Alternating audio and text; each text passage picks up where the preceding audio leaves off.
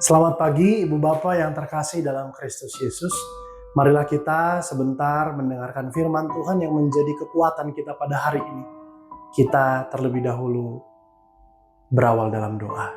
Mari kita berdoa. Damai sejahtera Allah yang melampaui segala akal, itulah kiranya yang memelihara hati dan pikiranmu dalam Kristus Yesus Tuhan kita. Amin. Ibu Bapak, saudari-saudara yang terkasih, firman Tuhan pada hari ini Senin 19 Mei 2025 diambil dari surat Efesus pasal 1 ayat 2. Kasih karunia dan damai sejahtera dari Allah Bapa kita dan dari Tuhan Yesus Kristus menyertai kamu.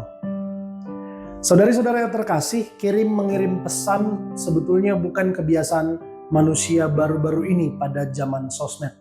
Sejak zaman-zaman kerajaan, di perjanjian lama maupun di perjanjian baru, orang-orang sudah saling mengirim pesan. Biasanya yang klasik kita lihat ya, pada zaman-zaman perang, orang titipkan sebuah gulungan, di situ ada tulisan gitu ya, dalam gulungannya dititipkan ke seekor burung, terus burung itu akan mengarahkan atau terbang menuju kerajaan berikutnya, menyampaikan pesan itu. Tetapi di sini Ibu Bapak saudari-saudara terkasih, pada zaman Tuhan Yesus, sejak zaman-zaman murid-murid Yesus, lalu pada zaman Paulus juga mengirimi pesan. Mengirim pesan sudah jadi tanda ingin menjalin relasi, membuka pintu komunikasi, ingin bernegosiasi dagang, atau juga ingin menjaga ikatan tali persaudaraan yang hangat. Saudari-saudara yang terkasih dalam Kristus, demikianlah juga yang sebetulnya disampaikan Rasul Paulus kepada jemaat-jemaat yang pernah ia kunjungi. Jemaat-jemaat Kristen tentunya ia mengirimkan surat kepada mereka. Dalam suratnya itu Paulus selalu bikin sistematikanya atau formatnya itu rapih. Ada pembuka surat, ada isi surat, lalu ada penutup. Pembuka surat itulah seperti yang bisa kita lihat di pasal-pasal awal setiap surat Paulus, dan juga pada ayat kita hari ini dikatakan salam dan sapa, kasih karunia dan damai sejahtera dari Allah Bapa kita dan dari Tuhan Yesus Kristus. Teguran dan sapaan ini menunjukkan Paulus memberi perhatian dan mengingat jemaat Kristen di kota Efesus. Lalu kemudian ini juga menunjukkan bahwa Paulus hendak berbicara dari hati ke hati kepada orang Kristen di Efesus, mau menyampaikan bimbingan rohani kepada mereka. Lalu kemudian yang ketiga, yang tidak kalah penting, Paulus juga mengajak orang-orang Kristen di kota Efesus untuk tetap teguh beriman kepada Yesus Kristus dan Allah Bapa.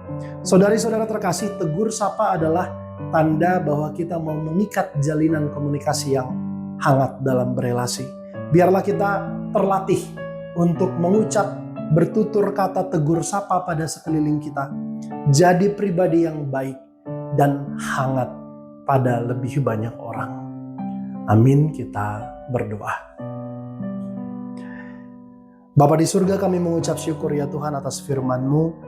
Pada hari ini kami belajar dari pesan yang disampaikan oleh Rasul Paulus kepada jemaat di kota Efesus. Dalam pesannya, Paulus selalu mengawali dengan sapaan dan teguran yang halus dan lemah lembut. Kiranya ya Tuhan, sikap demikian boleh juga kami lakukan dalam kehidupan sehari-hari. Kami adalah orang yang bertegur sapa dengan sekeliling kami, bertutur kata lemah lembut, dan orang terinspirasi karenanya. Ya Tuhan, kami berdoa bagi anggota jemaat-Mu, bagi orang-orang terkasih kami yang sekarang lagi dilanda sakit penyakit.